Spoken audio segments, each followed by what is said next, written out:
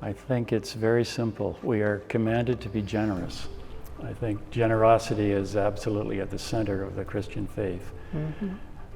It's the other side of love. It's love in action. If you love your neighbor, how can you not be generous? A stingy Christian is a contradiction in terms.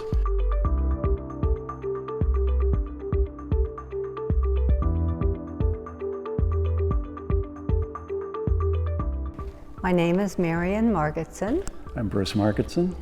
And I guess I'm the one that came to this church first. I've been visiting my sister for something like 45 years, and she's been a member of this church, Margie Valiant and her husband Jim, and served this church as well, and they have loved it. We decided to move here too, to be near to my sister, and it just turns out that we bought the house across the street, and everybody's always kidding us about our long commute to get to church, but it is with pleasure that we walk across the street and enjoy it here. So I came here to church before we moved here. We came about 8 years ago, and we came across the street and we fell in love with this church. So we've been here for 8 years now. So I was raised in the Anglican Church in Canada. Vancouver was an outpost of the British Empire, really, at the time, way back then in the 50s. And the Anglican Church was sort of the default church. And I was really lucky to be baptized and go to Sunday school, be confirmed, and all of that in the Anglican Church.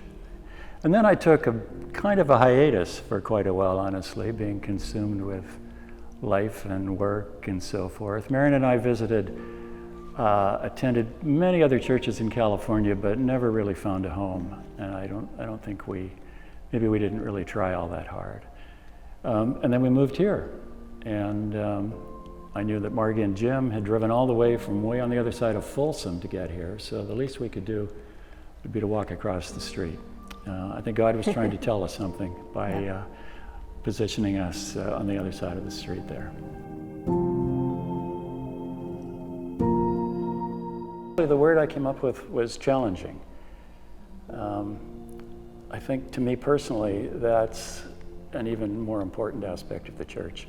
I had a history teacher way back who once said, it's grade 11, Christianity is a wonderful religion, someone should try it sometime. And I was actually a little offended because I thought I was a Christian back in grade 11.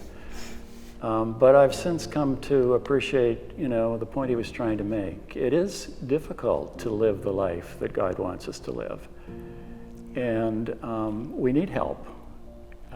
And we get it from our friends here, and particularly from the sermons every Sunday.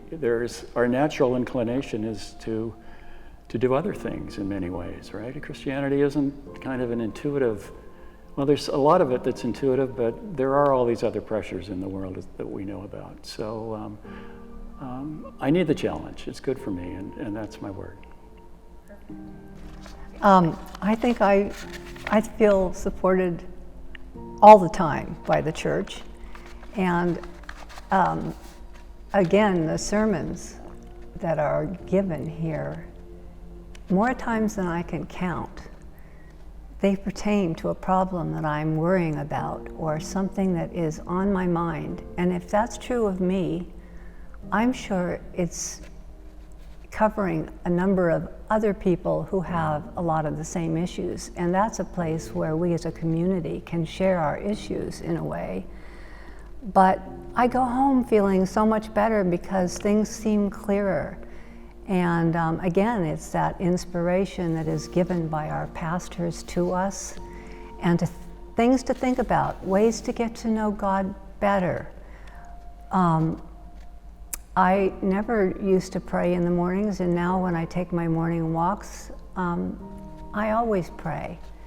And it's become a real part of my life. I think the clergy challenges us, sort of what Bruce said, that it's a challenge to rise to the occasion and try to be the best person you know how to be. And I feel that there is all the support in the world, both from the clergy and the congregation, to do that the best we can. This is a community of human beings, and I think Morgan gave a sermon last week about how sometimes it's just extraordinarily difficult to do the right thing, or to open up a problem or a question or whatever it is. And I think it takes challenging yourself and maybe being uncomfortable also. So I feel that the church offers comfort when you're uncomfortable, and you have a lot that you can offer the church in return.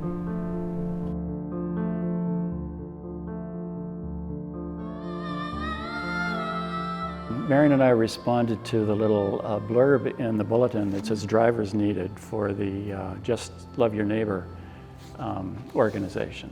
And there you go, love. Love leads to generosity. So we've been delivering meals for the last several weeks, and everybody's so grateful when you show up at their door. We have one woman in particular, Miss Clara. Miss Clara is 84. She's tethered to an oxygen tank with a little cord. She has mobility issues. She lives alone. But she invites us in. Come on in, let's talk. So we've had a couple of hours now with Miss Clara. Interestingly enough, she actually started the same food delivery outreach for St. Benedict many, many years ago, which is still going strong. So she was an initiator of the program, and now she's a beneficiary.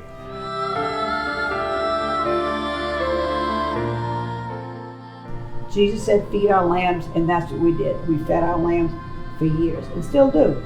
Unfortunately, I had to stop cooking because of health issues. Now the circle has come around because I now receive a meal every Wednesday from St. Benedict, which is a blessing just like the meals I receive from you and Bruce. It's wonderful. And the gentleman who brings it is like you and Bruce. He sits and chats with me. Food feeds your belly, but companionship feeds your soul. And it's a circle of life.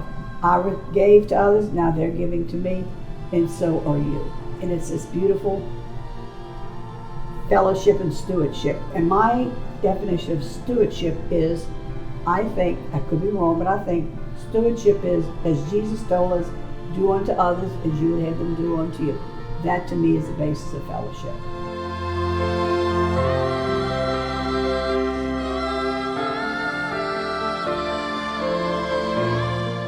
She's so grateful. She's so grateful. She's so happy. And after we leave, we feel happy. I think that's the part about generosity. That's it's it. not just good for the Comes people you're back to generous you. to, but you feel better. It's a win-win all around. So that's why we should support our church, both for what it does in a religious, spiritual sense, but also for the outreach in the greater community. I think the leadership, both the clerical leadership and the lay leadership, has just been extraordinary. Mm-hmm. We've had Father Bill, we had Mother Ann, we have Mother Morgan, we had Father Winston, and now Father Seth. I mean, 5 all-stars. It's just, it's really unusual. It makes such a difference. We're so fortunate, and I can say the same for the vestry. We have so many good people who work so hard. It's just unbelievable.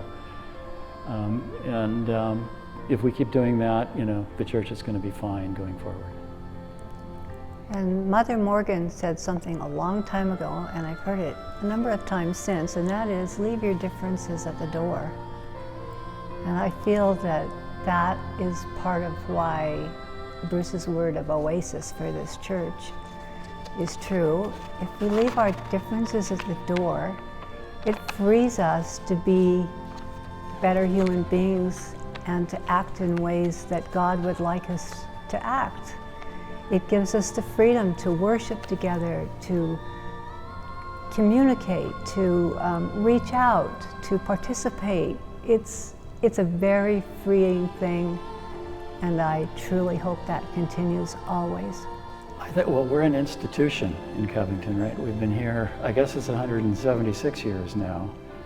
It's probably 7 generations. We're in the center of town. We're kind of like the Southern Hotel. Everybody knows this church, and first of all, it's a beautiful church inside and out. But people in the community know the people who worship here. You know, I think people judge an institution by its you know, the people who are involved in it. They judge a religion by the behavior of those who claim to adhere to it. And I think we have a wonderful congregation who just, you know, give us a reputation in the community that's well deserved. And as Marian said, we do so much good work outside, not just through the ministries that are connected with the church, but through the ministries that our congregation is doing on their own anyway. So it's kind of a multiplication situation. And all the pastoral work inside the church as well for people who really need it is so valuable. So I think everyone really appreciates the church.